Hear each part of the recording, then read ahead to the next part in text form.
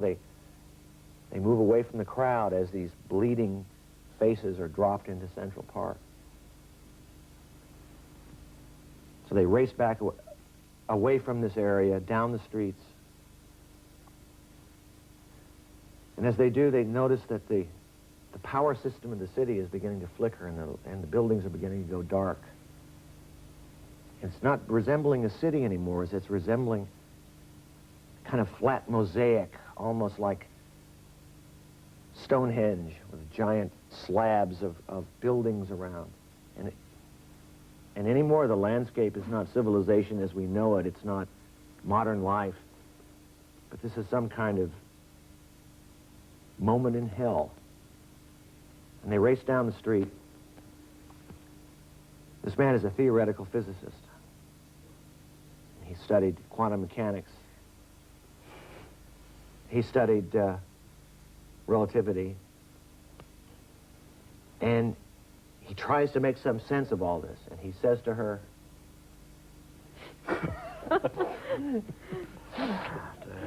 God. Meanwhile. In another part of the city. In another part of the forest. Right. Meanwhile, the police, all of whose faces are covered with visors, and psychiatric nurses, all of whose faces are covered with masks in case they catch some bug from the masses in Central Park, have arrived, and they are carting off by whatever means necessary the crew that has arrived in Central Park. And pretty soon, it's almost possible for the populace to pretend that what has happened has not happened, except that they have real problems coping with the fact that the geometry of the city has changed.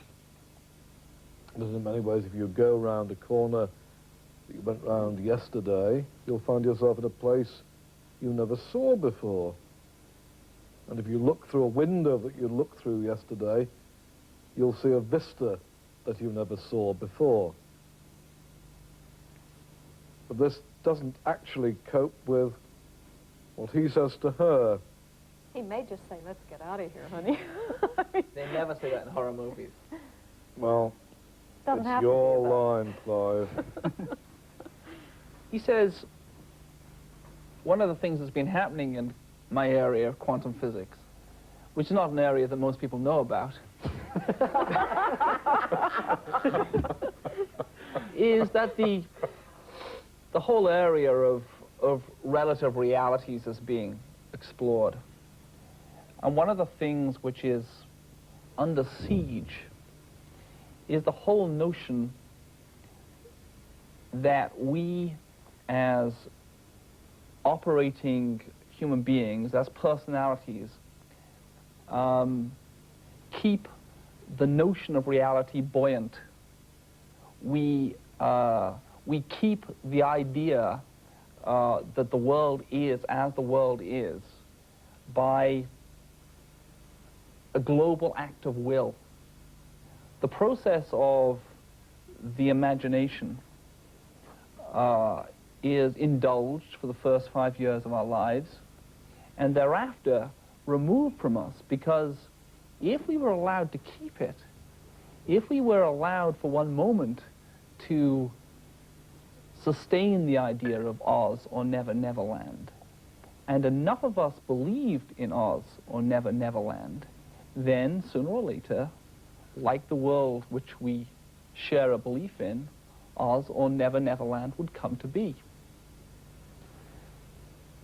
What we are trying to do, he says, we analytical quantum physicists, is fight a very distressing anarchistic urge which is going through a cult around the world, which is simply removing personality.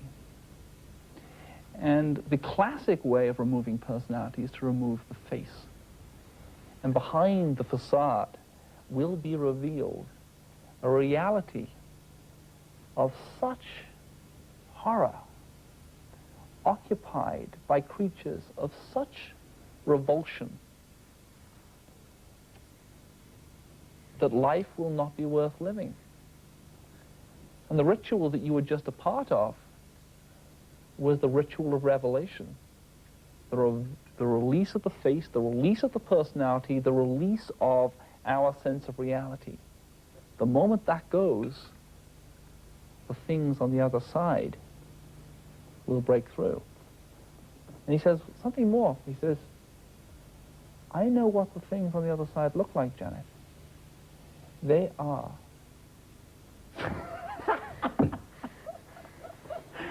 She says, wait a minute. Saying that! I've heard all this stuff about consensus reality. Do you honestly expect me to believe that we've just been maintaining this fragile structure of reality based on an agreement among people who can't agree about anything, and that really reality is so horrible we can't possibly bear it? Well, I think that that's the story. I think that reality, if it's reality, why should I go on living in a fantasy world? And she